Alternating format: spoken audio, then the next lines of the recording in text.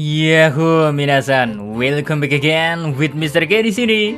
Jumpa lagi di konten 3N. Setelah lama gak nongol ya konten ini. Ya mungkin Mr. K aja yang emang males-malesan dalam bikin konten ngawur ini. So tanpa banyak basa-basi gak jelas, monggo enjoy 3N. Ngobrol ngalor ngidul One Piece, membahas tentang Dr. Vegapunk dan Franky yang ada di chapter 1017 kemarin. Gaskan yuk.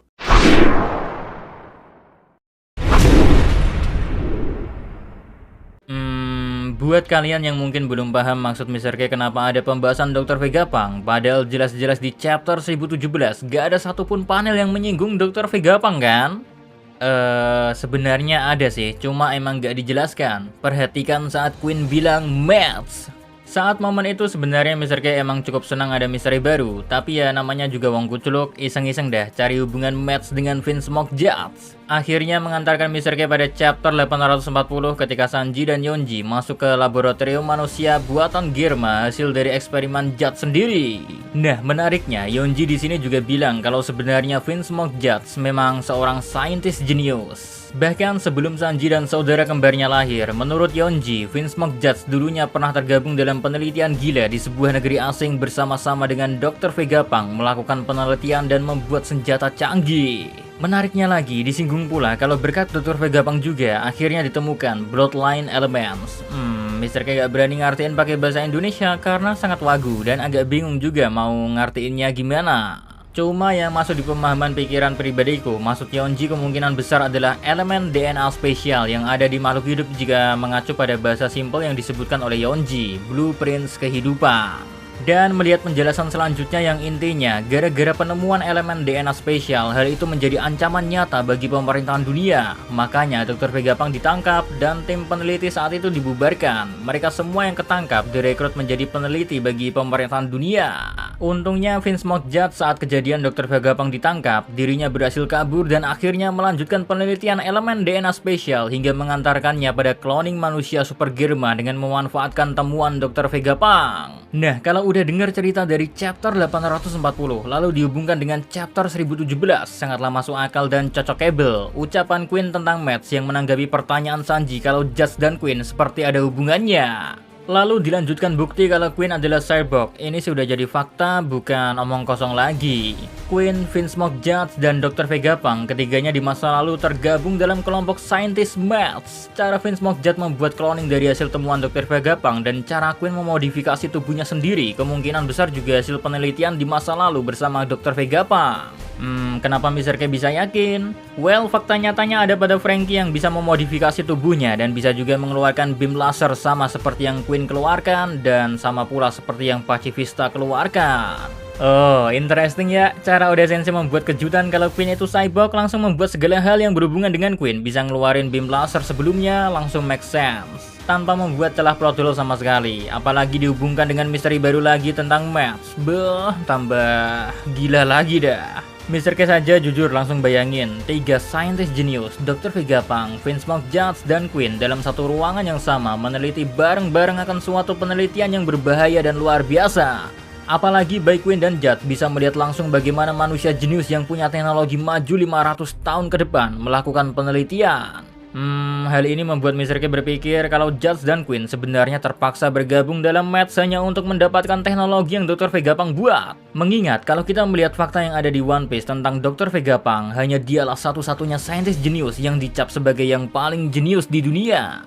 Penemuannya pun sangatlah banyak, yang tercatat misalnya ya, rahasia batu laut dan cara memanfaatkan batu laut itu sendiri. Terus Dr. Vegapunk jugalah yang mengetahui cara kerja buah iblis itu sendiri, dan masih banyak penemuan lainnya. Jadi Mr. K gak heran jika Queen dan Judge sengaja join Mats bersama Dr. Vegapunk hanya untuk mencuri ilmunya Dr. Vegapunk. Nah, kalau skenarionya memang seperti itu, sangat cocok dengan pemikiran liar Mr. K tentang sosok Dr. Vegapunk sebenarnya adalah sosok yang baik hati. Cuma gara-gara dia dikhianati oleh rekannya sendiri, yaitu Judge dan Queen, akhirnya terpaksa dah Dr. Vegapunk ambil jalan bekerja sama dengan pemerintahan dunia. Coba pikirkan sejenak, sekelas Dr. Vegapunk harusnya gak ada satupun musuh yang bisa menangkapnya, walau itu dari anggota pemerintahan dunia sekalipun. Mengingat dulu saat masih menjadi bagian Mats, Dr. Vegapunk ditemani Judge dan Queen. Selain kuat, mereka juga pintar.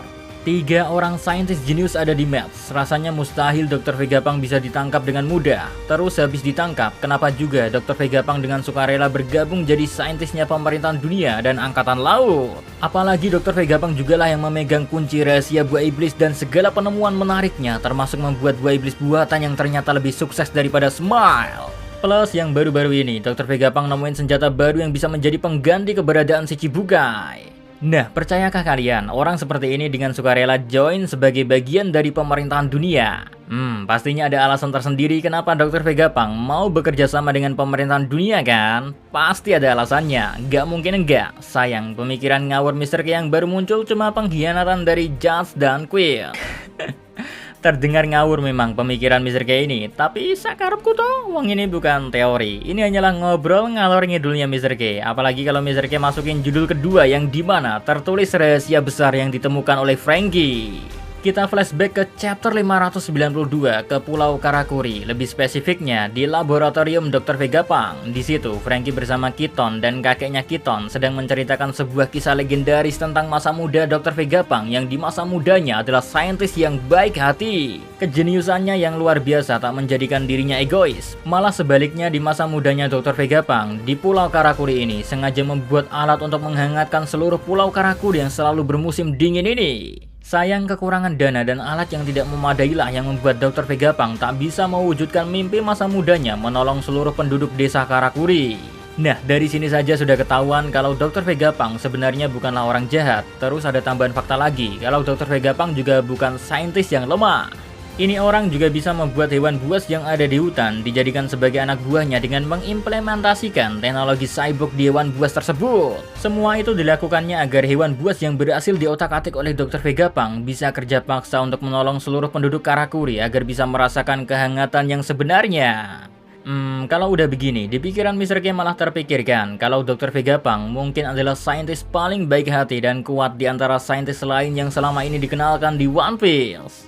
Dan juga dari apa yang ditemukan Franky di laboratorium Dr. Vegapunk di Pulau Karakuri saat Franky menekan tombol bahaya yang memang sebagai pemicu ledakan lab. Sebenarnya saat itu bagi Mr. K pribadi ya, Franky menemukan rahasia besar yang terhubung dengan Dr. Vegapunk. Rahasia tersebut bukan blueprint teknologi masa depan yang dirancang oleh Dr. Vegapunk ya. Bukan itu rahasianya.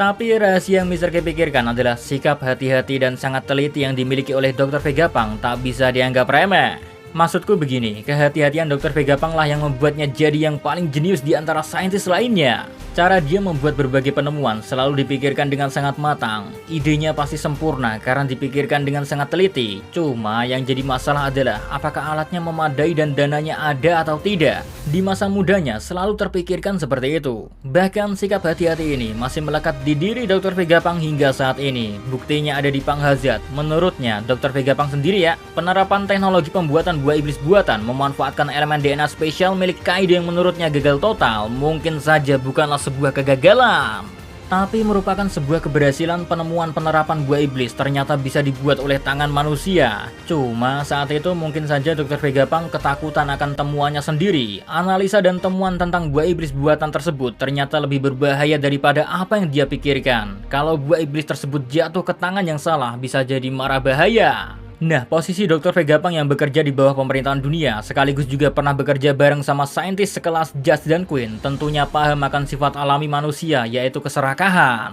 Kalau buah iblis tersebut dibuang atau dihancurkan bakal jadi pertanyaan gak berujung oleh pemerintahan dunia yang bisa membahayakan nyawanya sendiri. Lalu solusi paling tepatnya adalah Dr. Vegapunk menghentikan total penelitian buah iblis dan mengunci buah iblis buatannya sendiri sekaligus memberi info palsu pada pemerintahan dunia kalau penelitiannya di Punk Hazard adalah sebuah kegagalan.